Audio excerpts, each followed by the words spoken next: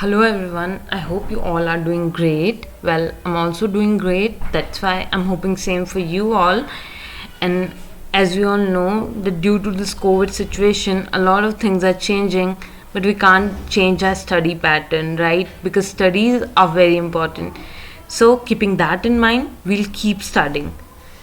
And for today, I'll start this class with some basics because this is our first class. So we'll talk about introduction to economics. तो जब भी हम economics की बात करते हैं, do you ever thought कि who is the first person who came up with the subject which is now called as economics? Who is the first person जो economics का concept लेके आए थे? कौन थे वो पहले person? So that first person is Chanakya. सो चाणक्य वो पहले पर्सन थे जो इकोनॉमिक्स का कंसेप्ट लेके आए थे, जिन्होंने बुक लिखी थी अर्थशास्त्र.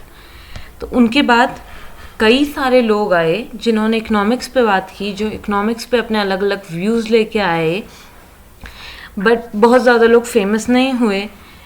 Then the person came Adam Smith, and now Adam Smith is known as father of economics. एडम स्मिथ एक स्कॉटिश इकोनॉमिस्ट थे जिन्होंने बुक लिखी थी the wealth of nation in 1776. अपनी इस बुक में इन्होंने ये एक्सप्लेन किया था कि जब भी कोई डिप्रेशन की सिचुएशन होती है या कोई रेसेशन पीरियड होता है, तो उस टाइम पे कैसे मार्केट अपने डिमांड और सप्लाई के लॉ के अकॉर्डिंग, अपने फ्री फ्लो के अकॉर्डिंग खुद को एडजस्ट करती है और उस सिचुएशन से बाहर निकलती है. And he also talk about invisible hand of market.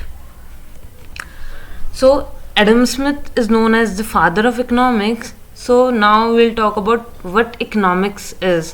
So economics is the study of how individual and society make decisions about ways to use scarce resources to fulfill wants and needs. Economics क्या है? एक subject है जिसमें हम ये देखते हैं कि कैसे हम इंडिविजुअल और सोसाइटी के लिए डिसीजंस लेंगे सो दैट जो हमारे स्कैर रिसोर्सेज हैं उनकी हेल्प से आप सोसाइटी की वॉन्ट्स एंड नीड्स को फुलफ़िल कर पाएँ. बिकॉज जो हमारे रिसोर्सेज हैं वो स्कैर हैं, वो कम हैं, बट जो वॉन्ट्स एंड नीड्स हैं सोसाइटी की वो अनलिमिटेड हैं.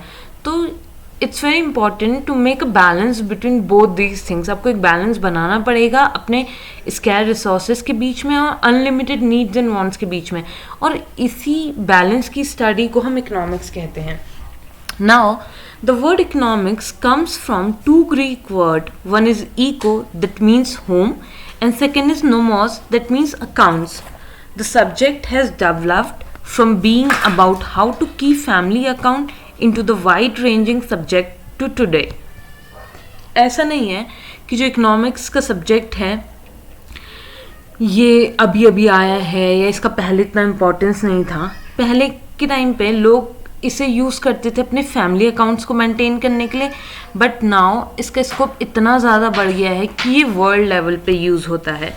तो and this is the thing which make economics very important. तो इकोनॉमिक्स में जब आप बात करते हो तो इकोनॉमिक्स की बेसिकली दो ब्रांचेस होती हैं. First is micro economics and second is macro economics. Micro economics क्या है? जब आप इकोनॉमिक्स की बात करोगे एक इंडिविजुअल लेवल पे, एक इंडिविजुअल पर्सन की इकोनॉमिक डिसीजंस की जब हम बात करते हैं तो उस स्टडी को हम माइक्रो इकोनॉमिक्स कहते हैं. मींस जब आप बात कर रहे हो इंडिविजुअल डिमांड की, इंडिविजुअल सप्लाई की, एक इंडिविजुअल पर्सन की इनकम, उसके एक्सपेंसेस, उसका कंजम्पशन, तो वो स्टडी होगी micro economics. And the person who is known as father of micro economics is Alfred Marshall. तो कौन था वो पर्सन जो माइक्रो इकोनॉमिक्स का कॉन्सेप्ट लेके आया था? He is Alfred martial. Now macro economics. Macro economics क्या है कि जब आप बात करते हो कि कैसे, इसमें हम बात करते हैं जब आप किसी बड़े लेवल पे इकोनॉमिक डिसीजंस लोगे, दैट मीन्स जब आप बड़े ग्रुप्स की बात करोगे, लाइक कंट्रीज़ के लेवल पे आप बात करते हो, तब स्टडी होती है माइक्रो इकोनॉमिक्स की. तो micro economics means choices made by large groups like countries. यहाँ पे बात होगी एग्रीगेट डिमांड की, एग्रीगेट सप्लाई की, ग्रोथ की, एम्प्लॉयमेंट की. तो जब हमें इकोनॉमिक्स डिसीजन लेने हैं एक बड़े ग्रुप के लेवल पे, कंट्रीज़ के लेवल पे, वर्ल्ड के लेवल पे, तो उस स्टडी को हम बोलेंगे macro economics. and the person who is known as father of microeconomics is John Maynard Keynes. So John Maynard Keynes is the person who came up with the concept of macroeconomics.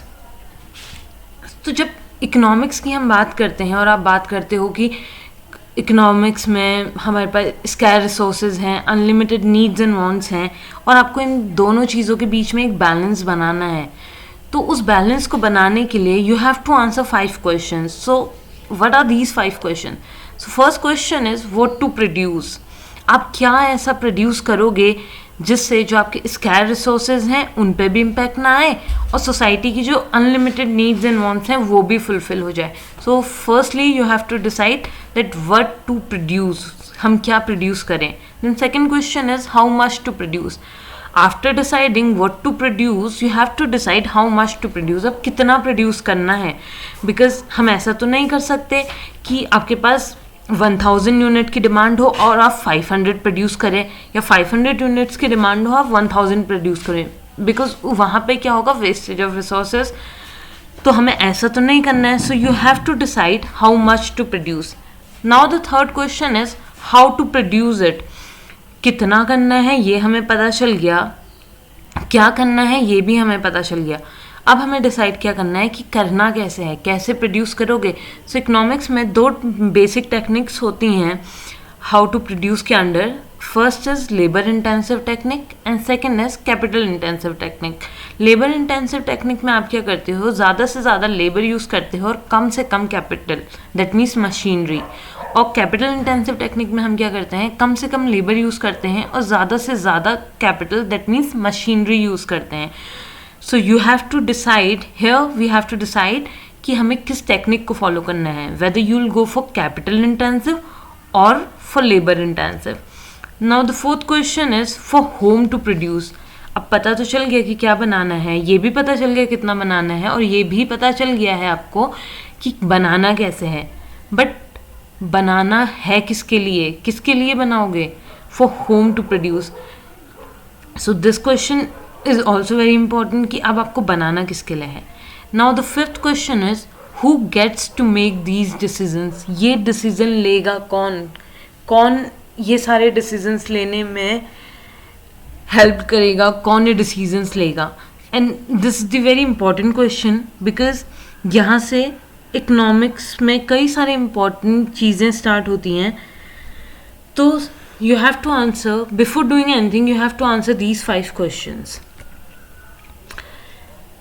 Now because we are talking about resources कि resources scarce हैं, resources बहुत कम हैं, तो we need to understand कि resources हैं क्या, किस चीज़ को आप resources बोलोगे.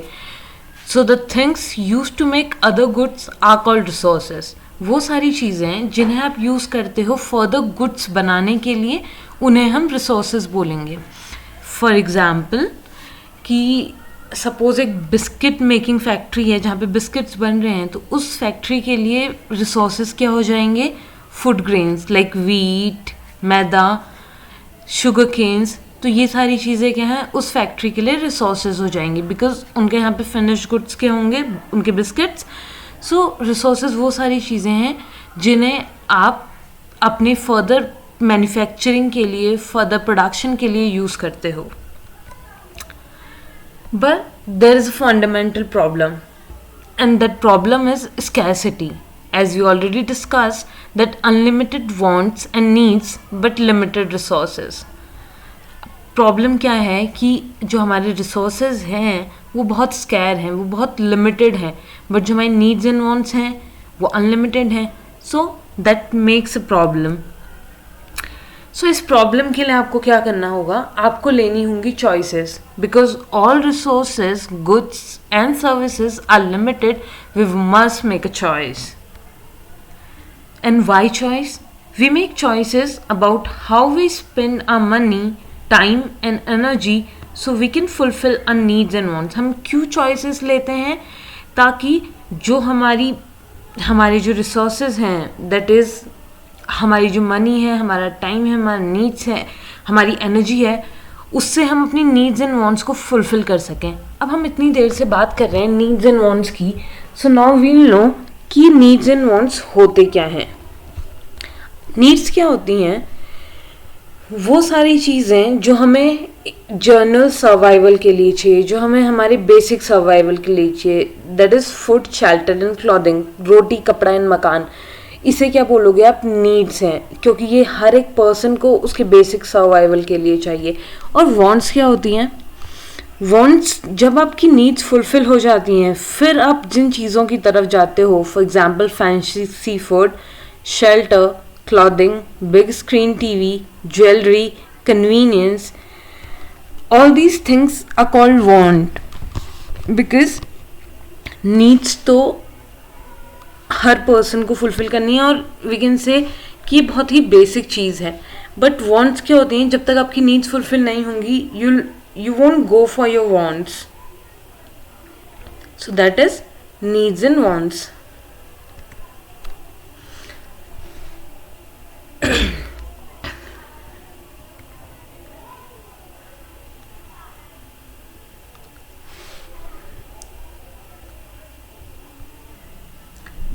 Now, this scarcity thing arises a question, and that question is कि आपके पास ये 3 चीज़ें हैं, you have coca cola, you have coffee and you have a fancy drink, but आप इन सब में से किसी एक को चूज़ कर सकते हो because you have limited money. आपके पास कम पैसे हैं, तो उस पैसे में इन तीनों में से एक आ सकता है।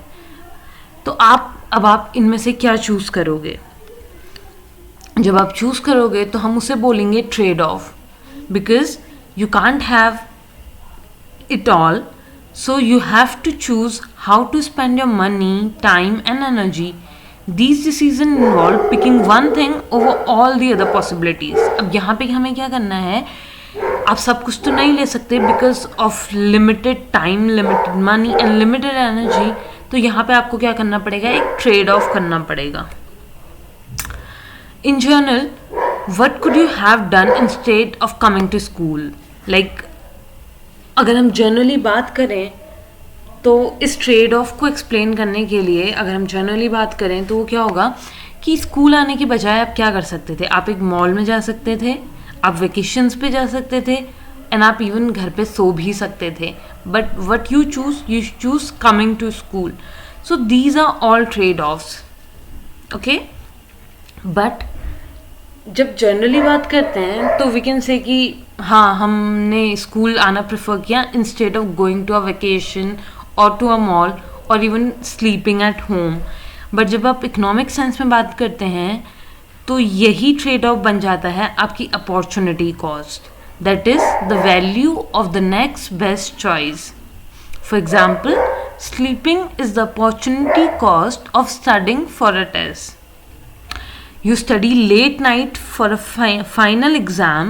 The next day you are very sleepy, so your opportunity cost is a good night's sleep. That means कि आपने क्या किया? अपने एग्ज़ाम के लिए आपने रात भर पढ़ाई की, अगले दिन आप बहुत स्लीपी फील कर रहे हो। उसका मतलब क्या है कि अपने उस एग्ज़ाम के लिए आपने क्या सेक्रीफाइस किया है? आपने सेक्रीफाइस करी है अपनी वो नींद, तो वो नींद आपकी बन जाएगी opportunity cost. So opportunity cost, when you choose to do one thing, its value is measured by the value of the next best choice. जब आप कोई चीज़ चूज़ करते हो और उसके कंपैरिजन में आप किसी चीज़ को सेक्रीफाइस करते हो, तो जिस चीज़ को आप सेक्रीफाइस कर रहे हो वो बन जाती है आपकी next best choice. This can be in terms of time, energy or even money. For example, if I buy a pizza, then I can't afford the movie ticket, right? So this movie ticket thing becomes my opportunity cost.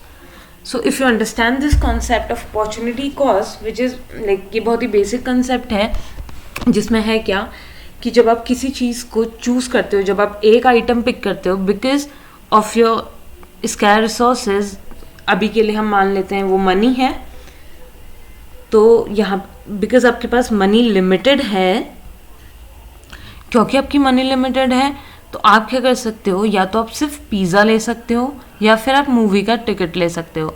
But आपने क्या choose किया कि आप pizza लोगे, तो आपका जो movie का टिकट है वो बन गया आपकी अपॉर्चुनिटी कॉस्ट। यानी कि नेक्स्ट बेस्ट चॉइस, कि अगर पिज़्ज़ा नहीं होता तो I would have gone for movie ticket.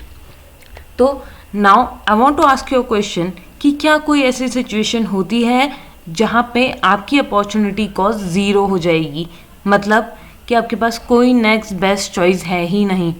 क्या कोई ऐसी सिचुएशन होती है? If you know the answer then please comment, and if you don't, then meet me in the next video. And I hope you all enjoyed this lecture and also understand. And till then, goodbye, take care.